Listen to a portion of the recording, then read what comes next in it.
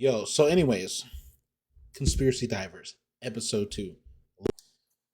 I just found out that Australia was apparently people from England, they took all their prisoners, they shipped them to Australia, and that's why Australia has the population it does. It started off as a prison continent. Huh? I never even I never even heard of that. So anyways, let's check it out. Penal colonies, Australia. Colonial America had been a destination for Britain's criminals for a while, but the American War of Independence in 1776 forced Britain to think of new places to export its convicts to protect British society. In the meantime, however, criminals were imprisoned domestically in Britain, doing hard labor in prisons, or in chains from moored prison ships known as hulks. What the hell? Overcrowding of prisons led the British Parliament to consider Australia as the place to send its convicts. They would establish New South Wales as a penal colony on land that had been claimed for Britain in 1770. Unlike America, the whole continent was intended to be colonized along these lines. Crimes during this time included pickpocketing, stealing goods valued. Dude, being shipped off for pickpocketing is crazy. Like, dog, they just probably wanted to eat. They was hungry. And to ship them to a whole different continent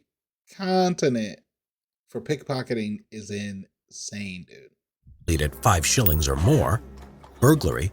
How much is 5 shillings? I gotta figure that out right now. How much is a fucking shilling? How much is a shilling? Here is information from B in crypto.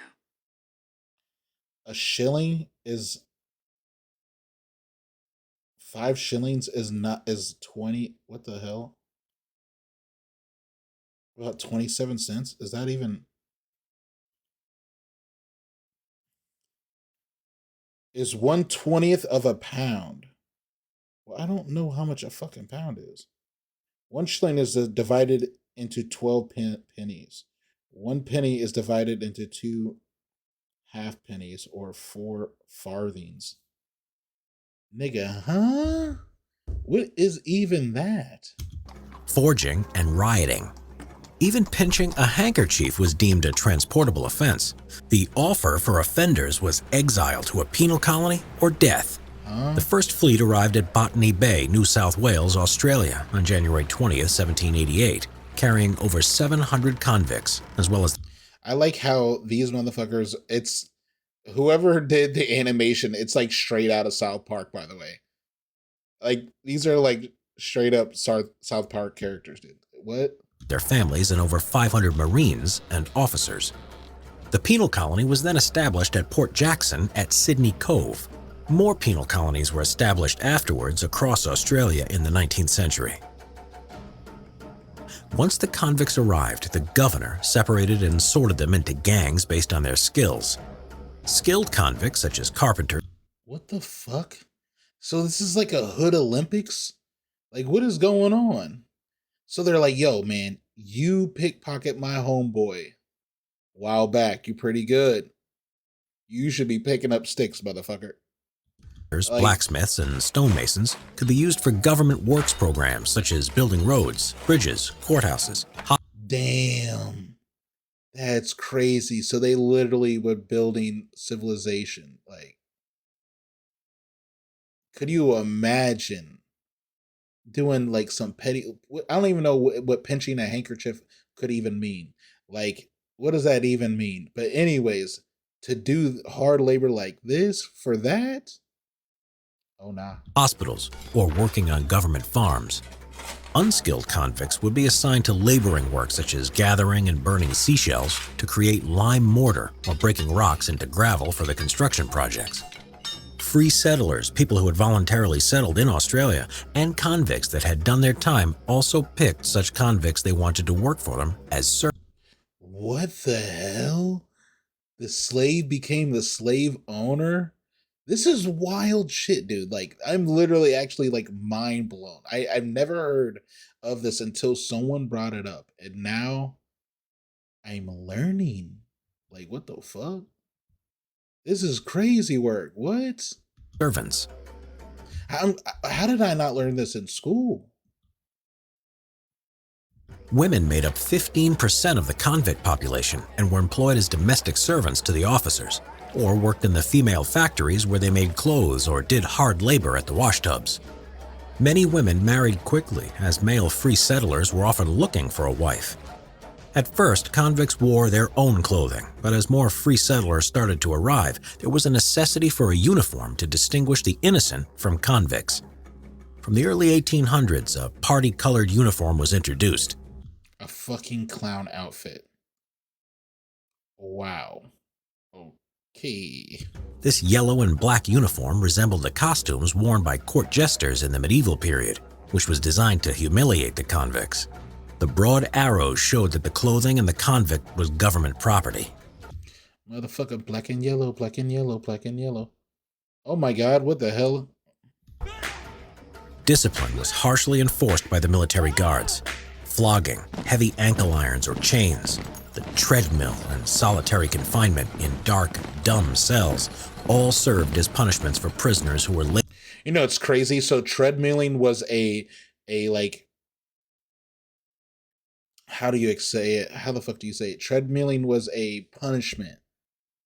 And now we do this shit for fun just to lose weight, just to be healthy. That's crazy work. Times are changing, my boy. Lazy or unruly at their job. Convicts that continued to cause problems were sent to more remote penal colonies or prisons in Norfolk Island, Port Macquarie, and Moreton Bay. For women, punishments included having their head shaved or placed in solitary confinement. Convicts tried to escape. That's not that bad of a punishment. Shaving their head? Fuck it. I mean, I get it. You're gonna look like a dude, but like at the end of the day, you still got what you got. You know what I mean? You know? But the wilderness of the Australian continent and starvation acted as a deterrent. The Aboriginal people had lived in Australia for 60,000 years before the arrival of Europeans. Desperate convict escapees took to stealing from them, and many fights occurred. Prison time for convicts could range from 7 years to life. Convicts who worked hard would obtain a ticket of leave or a pardon, and these were frequently granted after 4 years for those with a 7-year sentence. Once they had a ticket of leave, they could work for themselves and own property. The types What? Okay. That's interesting. of pardon also determined whether they were allowed to stay in Australia or travel anywhere in the world. Few convicts actually returned to England because they couldn't afford the transportation back. Damn. So they gonna take them there at like cost of free, just being slave.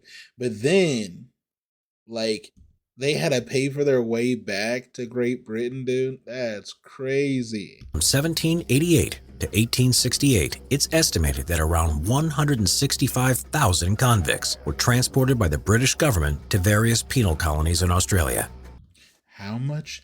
Did he say 100? It was 100,000? That around 165,000 convicts were transported by the British government Dude, that's a lot of convicts.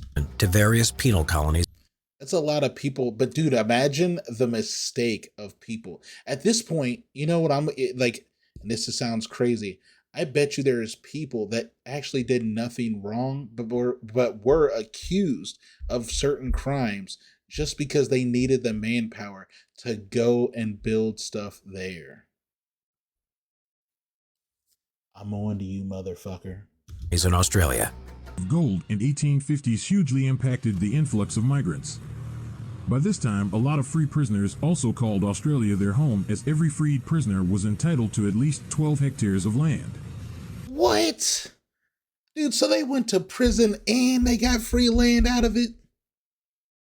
Are you kidding me? I don't even know how much a fucking hectare of land is. Joanne, thank you for the follow. Jonah, my bad, dog. What the fuck, dude? This is crazy. They were just giving out land like stupid back in the day, dude. Where is my land? I can't even afford a fucking bag of chips nowadays, dude. Yeah. Insane penal colony escape attempts. 19th century Australia. Being a convict at an Australian penal colony in the 19th century was a harrowing experience. Many of the convicts didn't even make it to the colony in the first place due to the outbreak of disease or the wreckage of their ship. That's tragic. You know, at least they went out though. Because imagine, so like what we just learned, dude, they was doing the slave labor, that hard ass work, dog. So, dude, if you died on the way there, dude, you lucked out in a way. You was gonna get it was either that or the death sentence anyways. You know what I'm saying? On the treacherous 6-month journey from Britain. Once there, convicts often came up with imaginative and sometimes desperate ways to try to escape the harsh conditions of the penal colonies. But escaping was a matter the convicts did not take lightly, as the price of failure was brutal indeed. For a failed escape meant years added onto the offender's prison sentence. In one particular prison run by a governor who was known for his cruelty, it even meant 100 lashes from the cat-o'-nine-tails whip and 6 months in solitary confinement. Many of those that did escape often 100? It's a little obsessive, dog. I know they convicts and all, but come on, dude. Ain't no way. and continued their life of crime and lived out in the wilderness, commonly referred to as the bush. Here they survived by stealing livestock such as sheep and cattle, as well as robbing travelers or caravans, much like the highwaymen did back in Motherfucking Red Dead Redemption 2. They was on it, dude. They was on that shit. Goddamn, look at that. Arthur Morgan, dude. Off to the right. Arthur Morgan, dude. Old England. These convicts were referred to as bushrangers, but this term was later adopted to refer to anyone that lived out in the bush and carried out criminal practices such as armed robbery. Okay. In the year 1843, one bold convict escaped from one of the penal colonies in a stolen bathtub, having amazingly snuck the tub down to the beach in broad daylight without drawing any suspicion from the guards. He was last seen paddling out to sea. It's not known if this convict made it to freedom, as he was never seen or heard from again. Oh, nah. He skedaddled. He actually got away. Did he make it? Probably not. But, dude. Yo, that's the power of freedom right there, dude. To be on some crackhead energy and steal a bathtub and use it to sail across the sea. If it took 6 months to get there, dude, there's no way. This is the only way he lived. If he went out far enough where they couldn't see him, and then he turned around and then went to a different part. But dude, 6 months in a fucking bathtub, you're not making it, dog. Another desperate That man is dead. convict named George Billy Hunt attempted to disguise himself as a kangaroo in order to get past the guards. He did this by killing a kangaroo and skinning it in a remarkable feat of ingenuity. Despite managing to create a very convincing disguise, Hunt's plan failed when one of the bored and hungry guards decided to use the passing kangaroo as target practice, forcing the supposed kangaroo to reveal its true identity and surrender. Hunt allegedly received 150 lashes as punishment. Damn. Dude. What, dude, what is the chances, dog? Just some dude on some bullshit like, fuck these kangaroos, I'm gonna start shooting. So then I started blasting. Dude, what? Then there was the unique case of a convict known as Moondine Joe, a Welsh-born trapper who was transported to a penal colony in Hey, you hear that? That motherfucker was a trapper. He ain't the trapper that you think, but he the trapper. 1853. Over the next 20 years, he was in and out of prison as a repeat offender for a variety of crimes, particularly stealing livestock. Okay. He also, much to the annoyance of the authorities, kept on escaping. Such was their frustration with him that they built him a special cell reinforced with wood paneling and extra long nails in the hopes of making it escape-proof. Amusingly, Joe nevertheless did manage to escape, not from the cell, but from the courtyard where he was doing hard labor breaking rocks. Although under constant watch from the guards, he managed to create a pile of broken rocks by the courtyard wall that obscured him from the waist down. This allowed him, unnoticed, to smash a hole in the wall and escape. He was recaptured 2 years later, but was eventually released in 1871. Joe never Damn. to get caught too late, 2 years later, dude. Think about how long 2 years is, dude. So much shit can happen in 2 years, dog. He was probably living a normal life, or he was still on his bullshit, stealing cattle, but either motherfucking way, dude. 2 years. Chilling, cooling, and they was like, gotcha. Never quite shook off his criminal tendencies, however, and continued his cycle of imprisonment and release well into his later life. Damn. During these years, his mental health suffered a steady decline, and he would ultimately die in the year 1900 at the age of 72 in Fremantle Lunatic Asylum.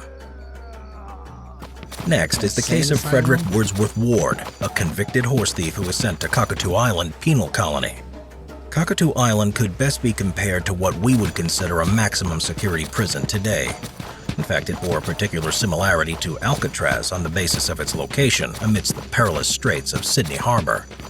Nevertheless, in 1863, Ward managed to slip away from his chain gang and with an accomplice made the swim to freedom, safely reaching the Australian mainland. Evading the authorities, Ward went on to continue his life of crime, using the nickname Captain Thunderbolt. See, yo, these motherfuckers, this is the problem, dude. Like, I get it, dog. You was a criminal, dog. You was gang. But, dude, you get your freedom. You're like, hell no, I'm not getting caught again. But maybe you don't even think, hey, man, I'm getting too old for this shit. I need to change my ways. Hell no. Stay scheming. What the fuck are you doing, dude? I can't stay out of trouble at all. You escaped prison, dude. Just like change your ways, nigga. What? Portrayed himself as a gentleman bushranger. The story of his escape from Cockatoo Island became much more romanticized than the actual reality, with fictitious elements of the escape no doubt circulated by Ward himself. The rather embellished version of the story was that Ward's girlfriend, Mary Ann Bugg, had swam across the shark-infested channel between the mainland and the island to bring her beloved a file so he could remove his chains. It was I'm actually just curious. He had a girlfriend, dog. The loyalty. She knew he wasn't shit, and she still dated him. That's crazy. Not flying nowadays, but I mean, actually, I definitely could be wrong about that. But still, dude, if he was out here gang, dude, she was ride or die too. Bonnie Clyde type shit, dude.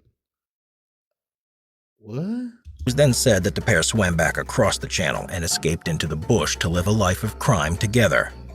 There are several reasons this version can't be true, however. Firstly, Ward was sent to Cockatoo Island for a parole violation and was therefore not required to wear chains. At the time of Ward's escape, Bugg was also known to have been working some distance away to help provide for her family, meaning she was nowhere in the vicinity of the island on that particular day. Additionally, in the weeks immediately following his escape, Ward was known to have pulled heists with his fellow escapee, Frederick Britton, with no accounts suggesting that Bugg was involved in this early phase of Ward's bushranging career. Interesting. Finding his feet in the bush, Ward went on to carry out a 7-year crime spree before ultimately being killed in a gunfight with the police in 1870. It is said at the time of his death, Ward... Yo, dude.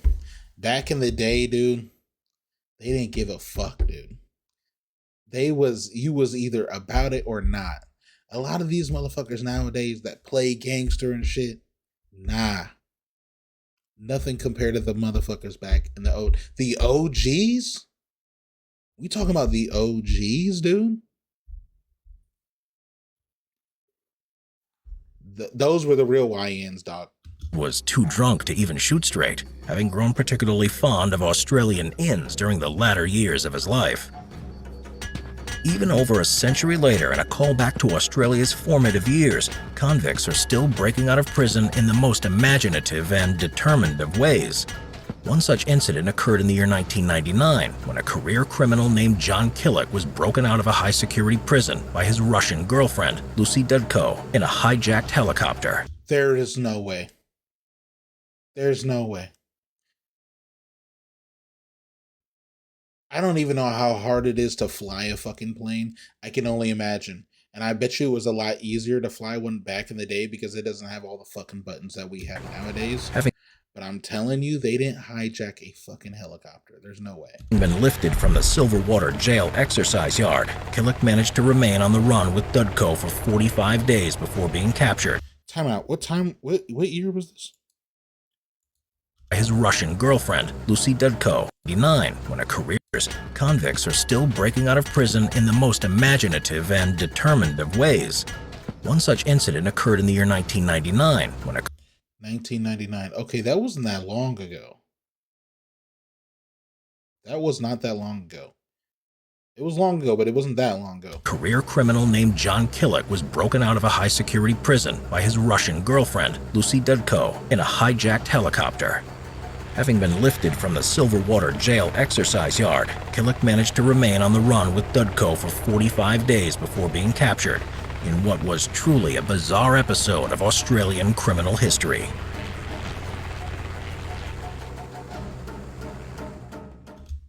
Okay, the more you know, I guess. Crazy. I don't even know how the fuck we even switched to that, but we're learning about Australian fucking prisons and such. But dog, crazy work. That's some interesting ass shit.